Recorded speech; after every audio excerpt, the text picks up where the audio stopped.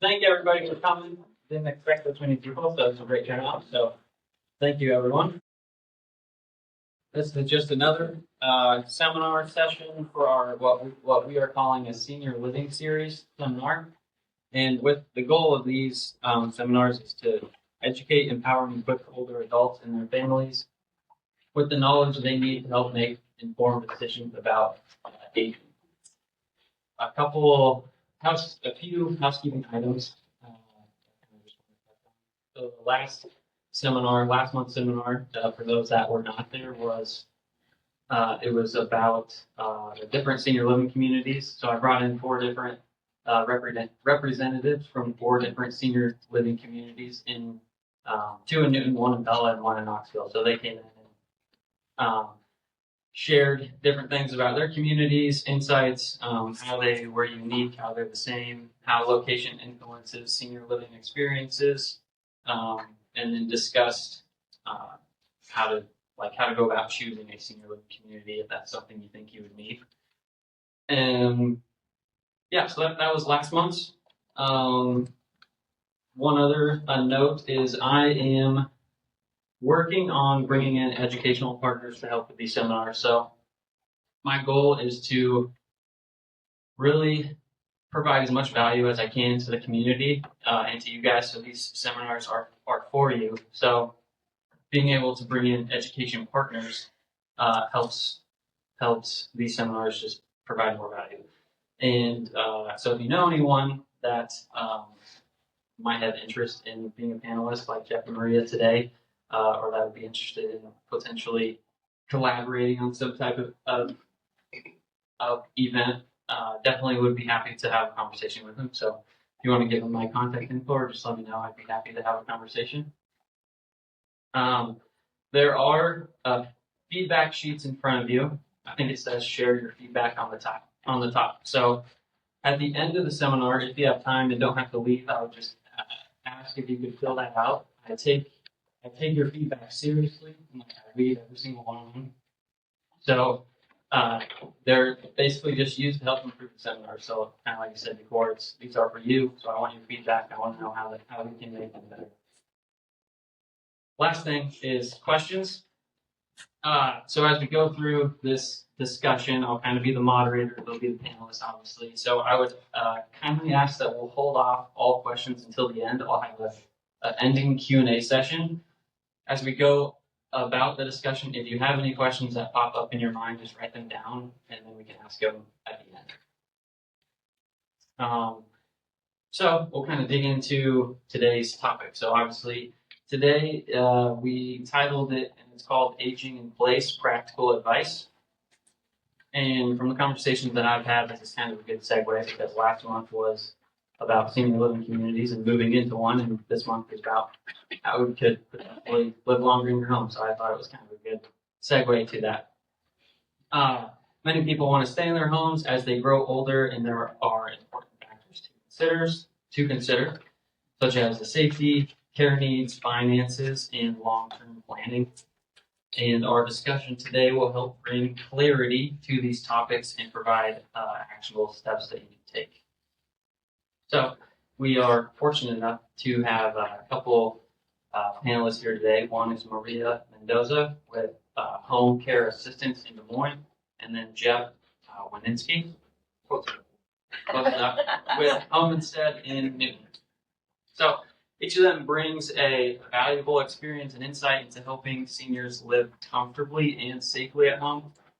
So I'll basically just turn it over to Jeff and Maria. If you want to take a couple minutes just to introduce yourselves, what you do for your company, and kind of why you got started in this. And I'll let Maria go first. Okay. Do I use mine? Do use mine. Can you guys hear me okay? I was a cheerleader for 12 years, so I didn't think I needed mine. Okay? Yeah. Okay. So I'm Maria Mendoza. I am originally from Ohio. Go Buckeyes. No one's gonna shoot me. Okay. So I've been in home health, hospice, and home care for 23 years. It is my absolute passion to help seniors stay in their home as long as possible, as long as it's safe. I'm with Home Care Assistants. We're out of Des Moines. We've been open about 9 years now. We very much focus on the VA as well as private duty. And I live in Ankeny, and I have one son and my husband, and my mom lives with me, so I am also her caregiver. And I'm Jeff Wisnieski. See, you were close. Close enough. I'm Jeff with Home Instead.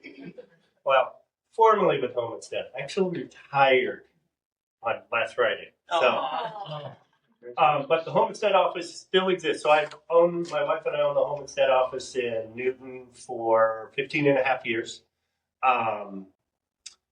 Background, I did wound care for a number of years prior to that. Worked in long-term care prior to that. So spent a lot of time doing that.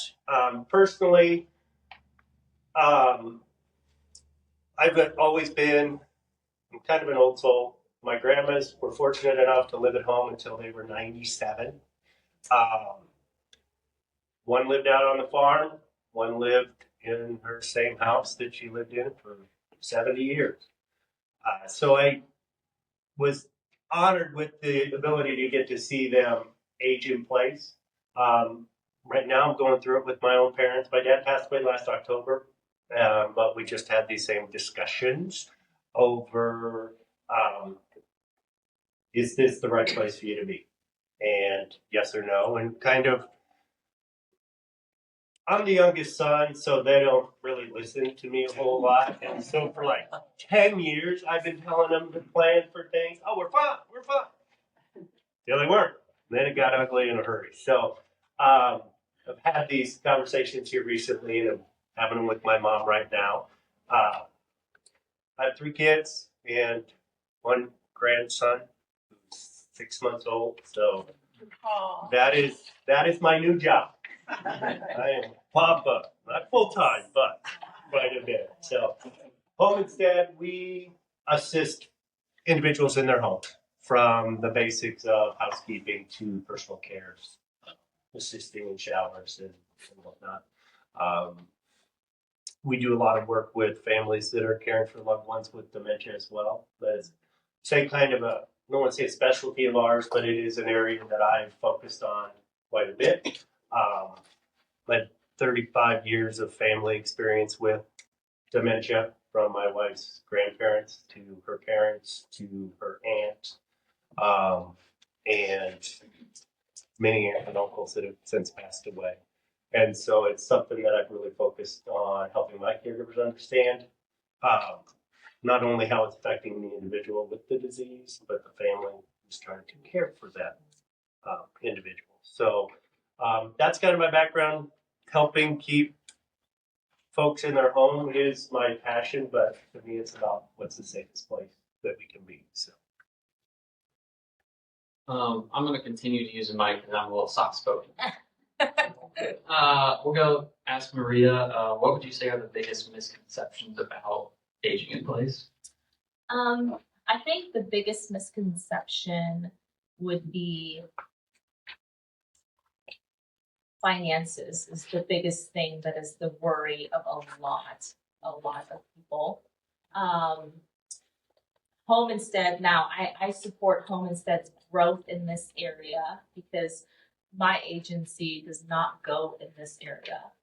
But I support their growth because, you know, a lot of people, when I meet with families, they're like, well, you know, I don't really need that. I don't really need that. I just need you know, this 1 hour, you know, a week. So to me, it's like, yes, the finances are a really big misconception on, oh, it's going to cost so much. I'm going to spend all this money. It's going to all go away. But you can talk and say, you know, why don't we start slow and work your way up?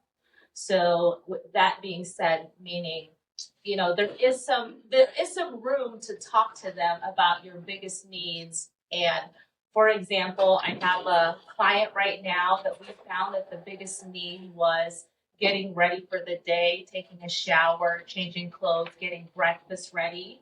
So we did a trial run of just, you know, every Monday through Friday, 3 hours each shift. So it's a trial run of, for 2 weeks. So don't be afraid to do a trial run. Don't be afraid to get started and say, okay, let's try this many hours first. And if you think it's too long, then have a discussion with your agency and say, look, I really think it's just 2 hours. But the hardest thing is to get started. So I really urge people to just get your feet wet, get started in there, because you won't ever really know what your actual needs are, or you'll never really know the actual cost of what your needs are if you don't get started. So I know it's scary to have a stranger come in your home and start, cooking you breakfast that you've been doing for so many years. But it's just a misconception of, I think, the finances as well as, well, what do I really need? But you won't know unless you get started. Even if it's just a small start and then work your way up as you age, because home instead definitely can age with you. So a lot of our clients that I have now for 24/7, we've had for 7-8 years because we started slow and worked their way up. And some of them actually has had the same caregivers, but it's just a matter of getting started. And kind of going into the home safety and home modifications and getting started. Jeff, when it comes to making a home safer for aging in place, what would you say are the most critical modifications people should consider? Everybody instantly thinks throw rug. I gotta get rid of my throat. Oh, it's safe. Gotta get rid of throw rug. Yeah, I would encourage that. I'm not somebody who says you got to get rid of them. You just got to make sure that they're secure. So get that out of the way. Again, I told you my parents didn't listen to me for 5 years. My dad had a throw rug at the top of their stairs because that was where he did his exercises. See, so they don't listen. But I hope you guys do. The biggest home modification, because so many people think, oh, I've got to, if I want to be here, I've got to rip out the bathroom. I've got to tear up all this stuff. And there are so many things you can do that are not that expensive, that are not that invasive. Simple things like grab bars that you could have installed. Things like armrests around your toilet or a riser for your toilet so you're not having to sit down as far, or you've got support so that when you need to get up, you're able to use your full body to do those things. Bed rails. One of the things that when it comes to beds and really furniture itself, a lot of people have had their furniture for a long time and they love it and it's really comfortable. Furniture, whether it's your bed or your recliner or your couch, don't always fit us the way it used to. And when we were in our 30s, trying to get out of a chair, well, it might have been a little harder, but you could do it. Now that we're in our 60s, our 70s, our 80s, 90s, those things get a little bit harder. And so looking at those things and seeing, okay, how can we modify those? And again, you don't have to go out and buy new stuff. There are risers that you can put on things. Or most often with beds, you can lower your bed. Whether it's you take your box spring that's this thick and get one that's this thick so that your feet, you have a secure base on the floor when you get done. So there are a lot of those little inexpensive things that you can do that will make the home so much safer. Not going to make it perfect, but it will reduce those falls. And that's the biggest concern because you have that one fall and you break a hip or you hit your head. And now the control that you want to have over your life may be taken away from you because your doctor says, you're not going home. You're not safe there anymore. And these little inexpensive things can keep that control in your hands. And then, I guess, Jeff, another question for you here would be, so when you start thinking about home modifications, when should someone actually start thinking about bringing a home care service actually into the home? And I guess to tag along with that is how do you go about finding someone in that service or in that role. So when to start thinking about it? I would say not just with home care, but the continuum of care, even an assisted living or an independent living community. Start right now, because you don't need it right now. This is if this happens, this is what we're going to do. So the planning to me is the important thing. So we don't wait until we start to have trouble. We do it right now when we don't have trouble. Because I will tell you, the number of times we get a phone call in our office from a family member who's in the emergency room that says, we need help now. And I have to go, sorry, I can't get somebody there today. And so when you are later today, you can go online, you can look at all the different websites for home care.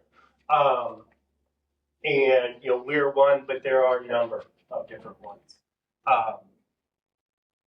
Read their site, give them a call, schedule a visit to have them come out. It doesn't cost anything to have somebody come out to your house and just chat with you to help you understand what are the costs going to be. What does service look like? Trials. With us, you sign an agreement that says, I'm going to let this person into my house, but I'm not responsible for anything that they do, but you're not stuck having them come. And so you've done the groundwork so that if something happens, you can pick up the phone and say, hey, I need help now. And they'll go, oh, yeah, we know. And we know you. We know your situation, and we can get somebody set. I would say the same thing with assisted living, with independent living communities, and nursing. Everybody's, and I went through this with my parents. We're fine. We don't have any problems around the house.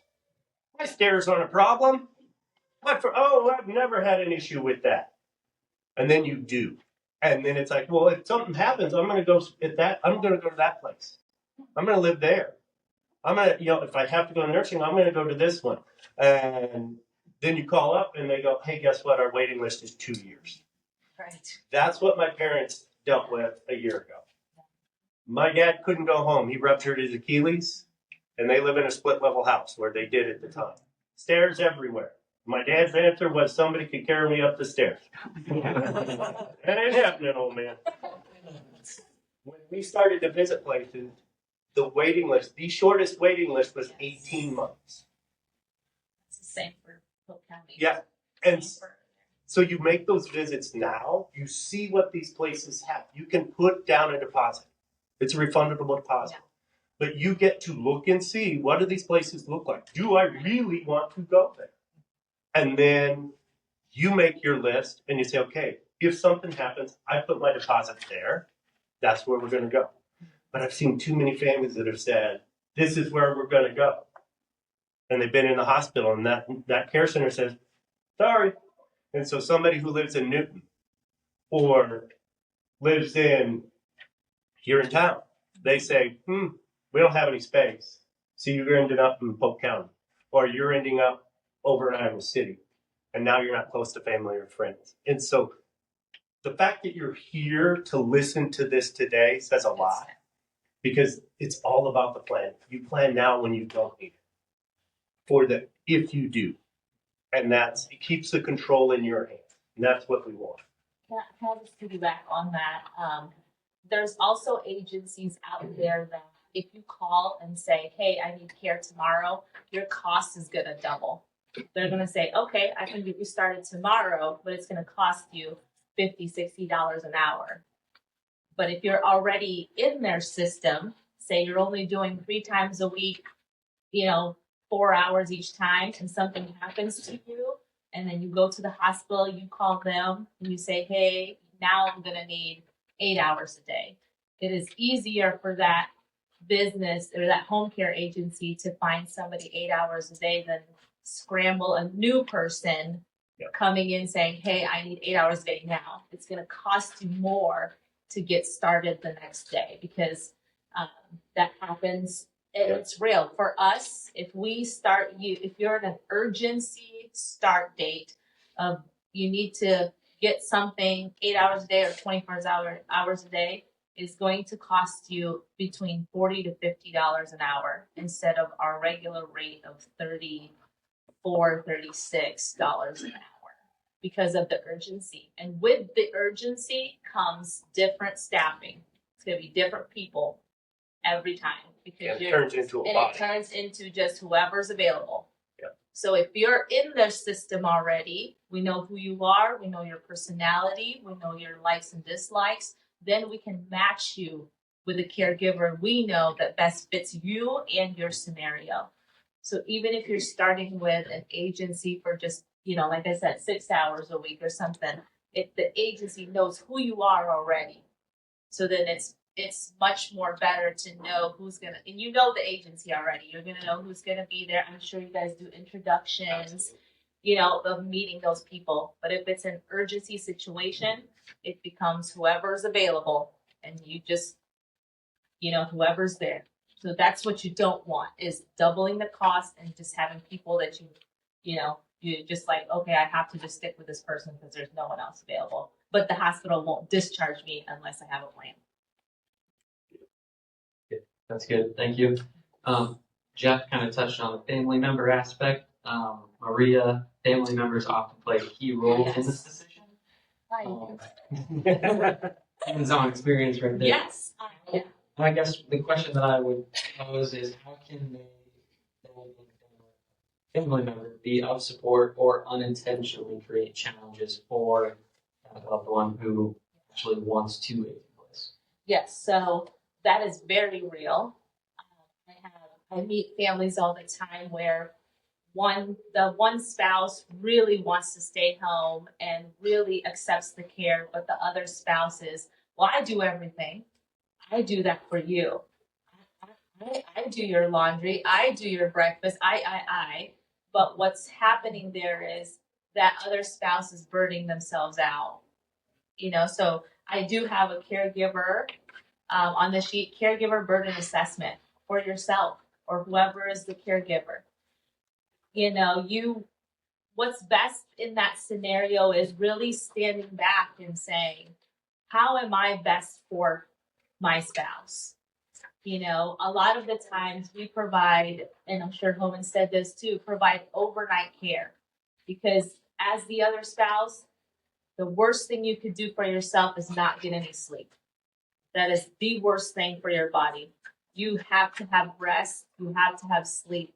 So a lot of cares we provide also, and Homan said this too, is somebody will come overnight and, keep an eye on your spouse or do some quieter stuff like laundry, like dusting. We don't have sleeping positions unless you guys do. You do have sleeping. So for us, we don't have sleeping positions. Our caregivers are awake. So we give them lighter things to do overnight and keep an eye on the spouse while the other spouse sleeps. Because when they get their rest, they get up the next day and then they're the caregiver for their other spouse, but they are rested, your strength is there. So really, as a caregiver for me, for my mom, I'm her caregiver. We have our routine in the morning. She's like, she's a retired teacher. So she is the one that wants to care. She's the one that wants to teach. So we've gotten to a routine where I let her do little things, but I do the bigger things. And my son helps with her. And they have a nice morning together. Not always nice every day, but, you have to really know your limits because you have to have rest. If you're a caregiver of a spouse or someone that's a caregiver of a spouse, they have to have rest at night. That is I would say, the most important thing. And then also maybe during the day that you need to go out. Even if you're going out to go get your hair cut, your nails done, grocery shopping, you also need a little bit of time for you. With your friends, you need that time. I have one right now that we go every Thursday from 12 to 4 because that is her time with her friends and they go shopping. And it has changed tremendously for her. She just needed that 4 hours. one time a week, 4 hours just to get out and not have to worry about, oh gosh, she's got to take this appointment, this and that. We also provided a nurse there that manages all his meds and does calls for any prescriptions filled, which is only 1 hour every 2 weeks for this nurse to come. But it took so much off of her that she is, they can now live together, and she's like, he's getting on my nerves. He is always following me around. He's always asking me a question, and vice versa. It goes for the other spouse too. You just need that little break. You're not leaving your other spouse behind. But what you need to think about is you need to be healthy to be that caregiver for your spouse. And it's hard to accept. It's very hard. My dad passed away of ALS. He was 6'2", and my mom is 4'11". And she was like, nope, I'm gonna give him a shower. Nope, I'm gonna walk him up the stairs. But my mom has osteoporosis. So if he fell on her, that'd be the end of it. So it was a reality talk for mom and said, Mom, he is way too big for you to give him showers. And he was a farmer, so he I don't need any help. So we had to really talk to him and say, you're gonna hurt Mom if something happens. Mom's gonna get hurt. So that was kind of the conversation. He didn't want my mom to be hurt. So you have to find that, what is it most important to each other. I'm going to piggyback on that. One thing in this, and not all of you got it, because I didn't have coming. But I'm going to get Andy some electronic copies of this so that you can go. It's called an action plan for aging. I had my folks do it. But it's part of having these conversations about the family. And what do you see? Just like I said with my dad, he truly thought one of us would come and carry him into the house. And then when he had to leave, carry him out of the house. That ain't going to happen. One thing that I encourage families for 13, 14 years that I've done dementia support groups. And I have conversations with families about, because everybody asks me, when do I know it's time? This conversation I have with those families applies to every family for as we're aging. The time, again, just like I said before, the time is now to have those conversations with your family, with your kids. And what is your expectation? What is your idea of aging in place? Is it you're going to stay at home and you think they're going to help out when you need the help? Or is it I'm going to stay here for this long and then I'm going to move someplace else? And you tell them, this is what I want. And part of that aging in place plan walks through those things, but you spell out specifically how you see things going forward. And then you let your kids participate in how they see those things going forward. Because I have had families where the parents had assumed that when they started to need help, they were moving in with their kids. Or their kids were moving in with them. And that's what the kids said. It's like, no, we've got a family. We've got all these other things. And so it creates a lot of tension because now mom needs help. And the kids are going, good luck, Mom. You need to call somebody. Well, I thought you were good. And so it creates this tension that can get really ugly. And if we have the conversations today about where do you see things go, and yeah, I want to modify my house so I can stay here. And they can say what they can do, how they can help. Because I will tell you, there are some people who are not caregivers. That would be my two brothers. They're not caregivers at all. And they will freely admit it. That's my role, is to be the caregiver. They know they can't be hands-on. They can't help. But what they can do is handle finances, handle doctor's appointments, do all of those things. And so we had that conversation. And so as my folks have gotten older, my mom will be 86 at the end of the month. My brother is power of attorney. He handles all the finances. I'm medical power of attorney. Any type of medical situations that come up, I'm the one that gets the call. I'm the one that handles it. So when my dad was not doing well, I was there all the time. My mom fell a week ago and broke her hip playing ping pong. She's 85 years old, and she's 86. She's playing ping pong. And she had walked 14,000 steps that day. And yeah, she's a go-getter. But we knew the phone calls came to me. Now with the how everything's going to be paid for, my brother handles all of it. So everything goes smooth, but we had the conversations early on. I'm one of 5 kids, so there are quite a few of us. And so we have all different ideas of what mom and dad, what their aging is going to be like. You talk about it now when it's not a pressing issue, when it's not an emotional conversation. It's an intellectual, it's smart. Here's what I want. They can say, here's what we can do. Let's compromise. So that's what I would say is the big thing. Talk to them now. Not always fun conversations. Nobody likes getting old. But it's great to have a plan. I said this last week, or last month, but I heard a quote that basically said, when emotions are high, logic is low. It's kind of easier to plan ahead and be proactive on that side of things. Right. Thinking about the financial aspect of it, again, you kind of touched on it, Maria, but it could be more expensive if are not proactive. Yes. Are there any other, factors to kind of look at that people might overlook? Yeah. So if you have one of the ones that a lot of kind of families I deal with is their long-term care insurance. Please use the long-term care insurance. You've paid into it for so long. Please use it, because it's, when you don't use it, it just, hate to say it, but it dies with you. Yeah. It's not, what you paid in isn't going to go. Wasted your money. Yeah, it's not going to go anywhere. So if you have an opportunity to use your long-term care insurance, please use it, because it does cover home care. But you need to understand it, because there are some long-term care insurances that you have to pay out of pocket for 30 days, 90 days, 100 days, but you have got to start your claim. You've got to start your claim.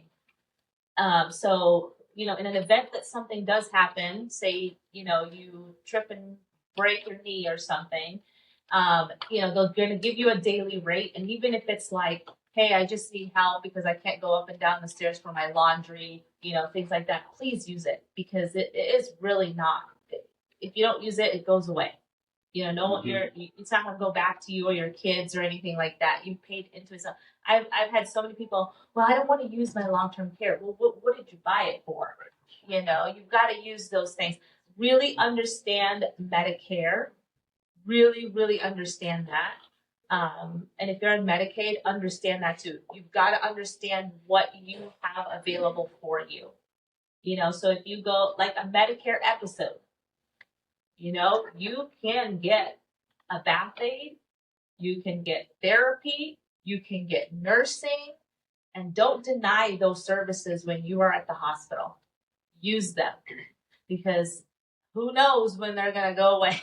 They won't be around when I need it. But you need to understand those things. So if you go to the hospital, you get a Medicare episode, use your Medicare episode, because it helps you get back to where you should be. That's the goal of home health, for example. Their goal is to get you back to where your baseline is, so then that helps you stay in your home longer, is to get your strength back. So use those things. As far as private pay goes, like I said, it's better to get started with something than waiting last minute. I just had a client that I admitted, I said, for my assessment, it looks like you need somebody to come here every day just to even check on you to see if you're okay, because her balance was not well.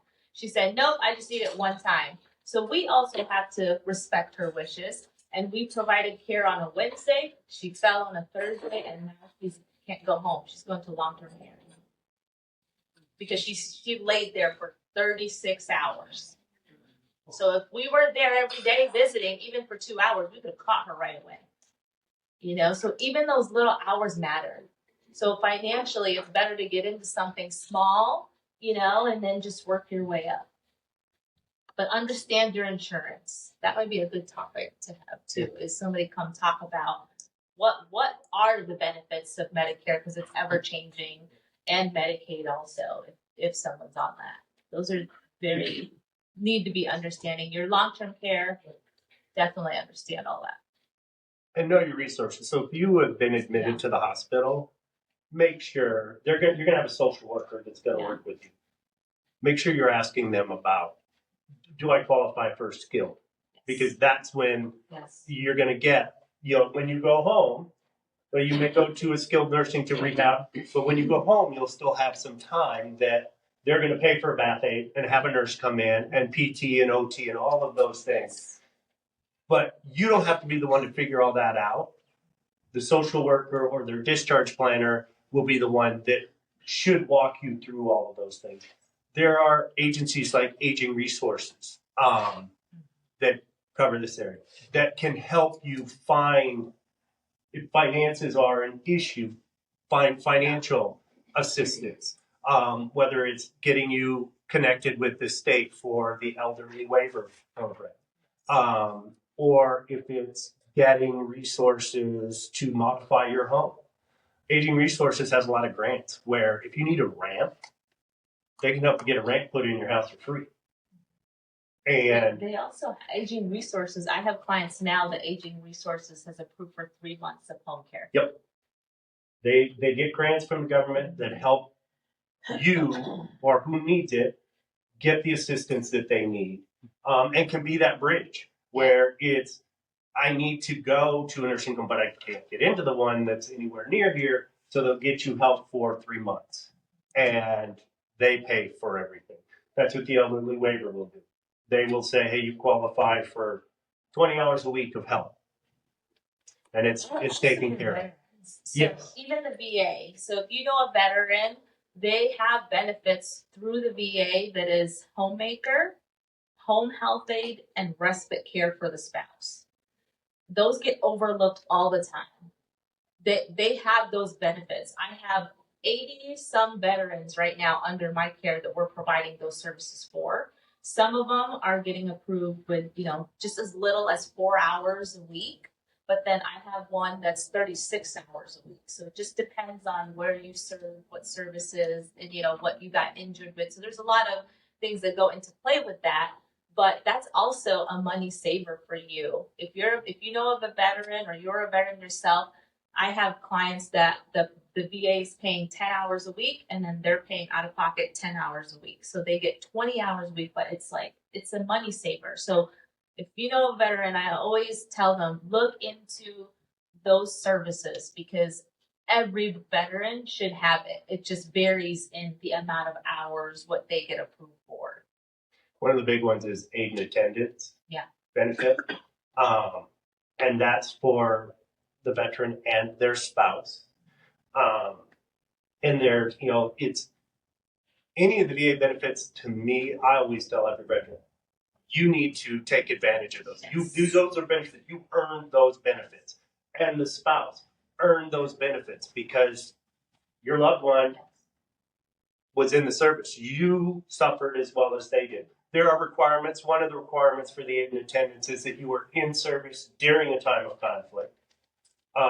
You don't have to have been in theater. You just have to have been in the service during those times, and you need to be honorably discharged. And I will tell you, anything that involves the government, they will make it hard for you to get it. Because I've worked with so many veterans that have said, I tried to get it, and I submitted the paperwork, and they kept telling me, oh, I got to do this. I didn't send that. And I just eventually gave up because they said, oh, you got to drive to Marshtown. You got to drive to Des Moines. County has a representative for the veterans here in the county that can assist you getting that paperwork done, but don't let that be the reason that you don't keep applying for it. Right. Because you've earned it, take advantage of it. And with the aid and attendance, depending on your situation, you can get up to about $26,000 a year in assistance. And that can be applied to assisted living or nursing home. Yeah. So strongly encourage it. Yeah. Strongly. And don't ever let money be the reason you don't do something. Again, even if it's just a little bit of time, or so many people, especially families with loved ones with dementia, because I'm going to do this at home. I can handle this. I'm good with it. And we can't afford it. It's too expensive to go. My question is always, okay, so you're not going to do anything until something happens. And that something happens is now you fall and get hurt, or you have a heart attack because you've been stressed out. And now you've got all that hospital care that you've got to pay for. And your loved one doesn't have a caregiver to take care of them. So now your hand has been forced anyway. So now you're paying for that, and now you got to pay for yourself. A small investment up front that helps keeps you safe, make sure your environment's safe. In the long run, it's going to be a lot less expensive than waiting. And if you don't truly have the finances, the state, that's why the state has those programs. That's why the elderly waiver, that's why Medicaid is there. And they're not, if you're a couple, they're not going to kick you out of your house.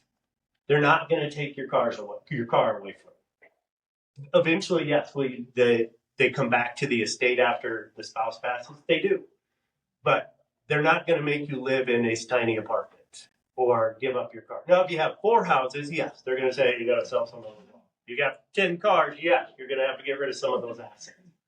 But they will work with you. And it is better to give up those 10 cars and only have one than you end up killing yourself because you're trying to, because we can't afford it and I can do this on my own. It's not worth it. It's just not worth it. Cool. This has been a great discussion so far, and I feel like I can feel the question, like people have a lot of questions. So I'll just open it up to Q&A right now. Yeah, I guess just raise your hand if you have Q&A. Yep, go ahead. I was going to say, at some point you have to quit driving, I suppose. Mhm. How do you know when that is?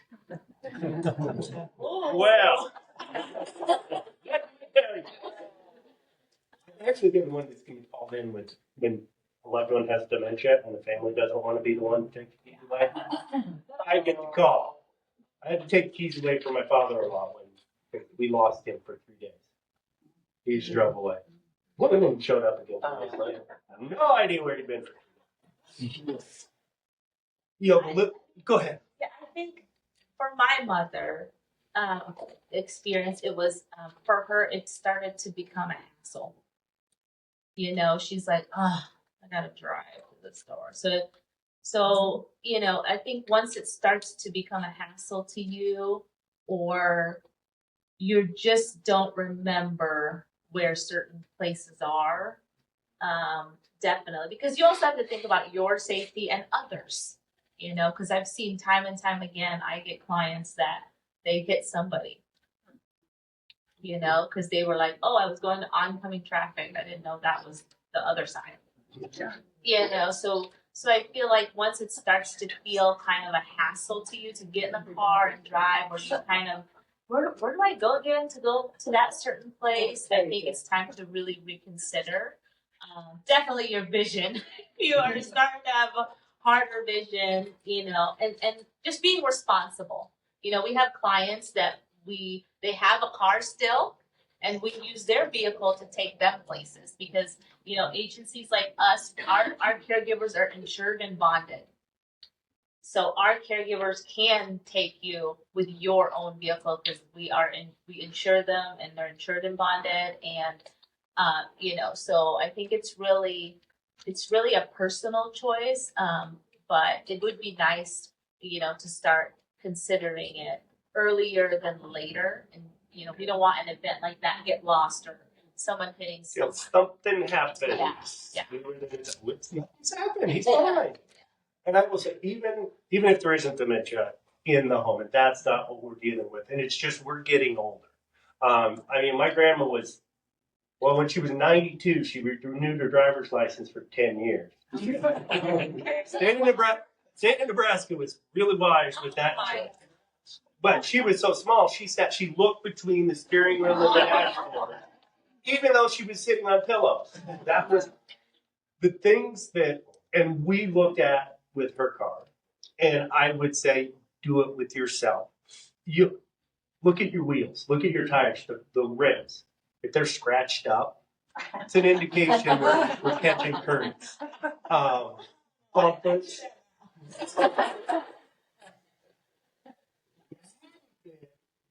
Those are those little things when you're seeing some scratching, you're seeing those. If you're not feeling comfortable, Yeah. and I know it's hard to hear from your kids when they say it, but if they are saying, I'm seeing these things, because I get it. The car is the sign of independence. It's my ability to go where I want. But if something happens, and it's not just I got into a fender bender, but I killed somebody, Yeah. That's you have to live with that. Yeah. And I've worked with families that they've had to deal with that, and it's hard. And I told my father-in-law when we took the keys away from him, I couldn't live with myself knowing I let you continue to drive because I knew you were having issues and I didn't say anything.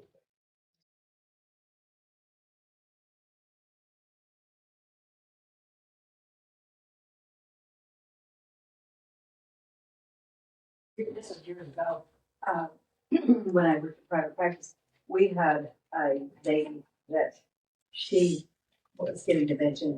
She shouldn't be driving, and her daughter kept trying to do that, get her license, and take it away.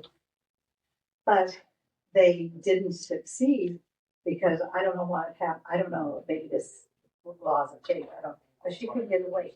The lady happened to take a friend 80, this is after 80, the wrong way, they were in a car accident, both got killed. So, yeah. So is it easy to take them away? I've always said, the doctor's not going to immediately pull it unless something has happened. They can't really do.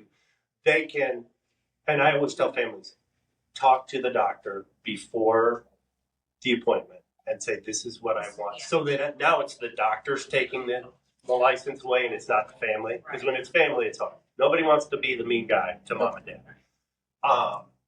The DOT, if they still think that they're fine, you can get a test, just a sample test, and have them take that sample test. And that can be an eye opener for them that, oh man, I didn't know these answers. If there is dementia involved in the situation, I don't worry about if they can officially take the driver's license away, because with dementia, my loved one may not understand what exactly that means anyway. And so the doctor may have pulled it, but to them, they still have it. As a family, we find a plausible reality that makes sense to them as to why they can't drive. Oh, Mom, you know what? The car's not working. And we take the battery out. Or whatever it is. That now we didn't take the car from them, but the car's just not working, and that makes sense. It's not you're sick, you can't do this anymore. It's just the car doesn't work. We're getting it worked on. And then every time they bring up, well, is my car done yet? They got to wait for a part. And now there's tariffs, and it's going to take forever to get these parts. God, you use what makes sense and we can understand to do it.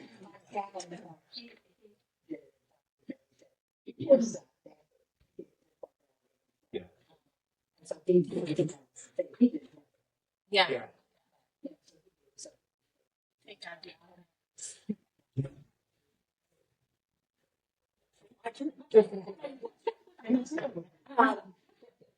What's your scope area? Your scope, you just Jasper County?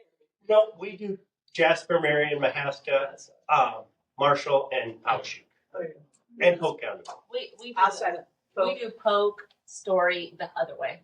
like Warren County? Waukee. Warren County. There is a homestead that There's a does. home instead for Warren County. Yep. My sister's. Yeah. But this home, yes, is that homestead. We had the name first. We'll put that out there first. It used to be Candlelight something or whatever. Yeah, homestead is assisted living and memory care. That's you go there. It's like We come to your house. So yeah, I get that a lot. Go ahead.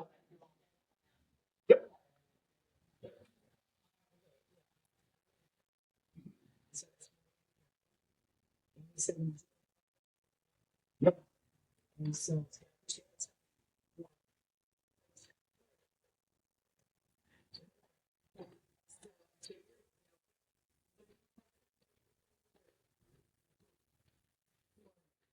So with home and step, I always tell the easiest way to stay in it is we do everything short of nursing care. We don't treat wounds. We don't set up medication. Other than that, if you need assistance in your home, we can do it.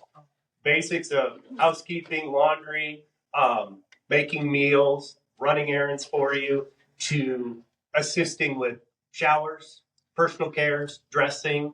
As long, Really, you as name long it. as it's legal. Yeah. As long as it's legal, you can do it.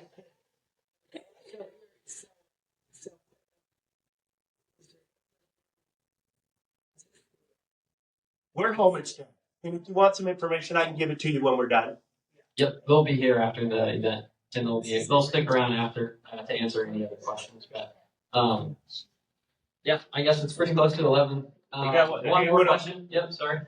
Do you have a standard rate, or are there different rates for skilled care that you're giving to your clients? How does that all work? So each agency is a little different. So I can speak for ours. We have just a flat hourly rate that we do everything in our scope of service for that flat rate. Now we do have where we call specialized care, where if the individual requires a lot more physical assistance using a lift, those types of things, we do charge a higher rate for that because it is more extensive training for the caregiver, and it's a little harder physically for the caregiver. Well, for us, we ours varies also because we serve the veteran population. We are required to only provide certified nursing assistants. So our staff is predominantly CNAs. So, for example, if you have, end of life care, someone's under hospice, we have to have a CNA there just because of the medical background. There'll be more apps. So it's the same with that. We have a flat rate, and then we have specialized care also, where we bring in CNAs instead of versus someone that's just been in home care for 2-3 years. We also have certified nursing as CNAs that can do the heavier care. So because they get paid more, just to be honest. The CNAs get paid more than our regular caregivers, so the rates vary. Linda? Phone number that we. Yep, I'll give it to you at the end. Oh. Yeah. Yeah, I'll give you a brochure. They'll be here at the end. I'll just go ahead and we can conclude. Obviously, just want to thank everybody for coming, and didn't expect this many people, so it's a good turnout. Just a reminder to, if you have time, fill out the feedback form. I love to get feedback to see how we can improve the seminars and make them better for you guys. Next month, the seminar is going to be over communicating with your adult children and what that conversation could look like. So I'm bringing in Mary, who does the Straight Talk Senior Living series, which is very similar to this, but she does it in Des Moines. And then Vicki Monaco with Life and Legacy Advisors, and they're both have been in this world for a while. So they are very knowledgeable about all of this stuff. So if you want to sign up for that, you can see me after this as well, and I can go ahead and just get you signed up. So then you don't have to do it online. I can do it for you. We'll try. It's these seminars on the first Thursday of every month at 10 a.m. and they're always here for now, unless the location changes for some reason. But yeah, the first Thursday at 10 a.m. Yeah, thanks Jeff and Maria, and they'll stick around. So thank you everyone.